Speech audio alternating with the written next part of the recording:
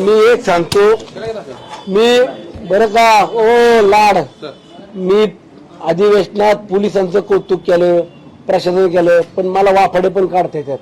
मी नाही काढले का तर आपल्या जिल्ह्याची आपल्या अधिकाऱ्यांची बदनामी होती. मी नाही काढले पण शहराची बदनामी होती. पण याचा अर्थ असा घेऊ नका मी जर अधिवेशनात लागलो ना तमाशा मागा तुमच्या घेऊन तर मुले वाईट लागेल. मी सिरियसली सांगतो सगळ्या अधिकाऱ्यांना सूचना आहे की बाबा मला उगाच तुमचा भोंगळ कारभार समाजा पुढे दाखवायला लावू नका, महाराष्ट्र पुढे दाखवायला लावू नका. तुम्ही तुमचं चांगलं काम करा.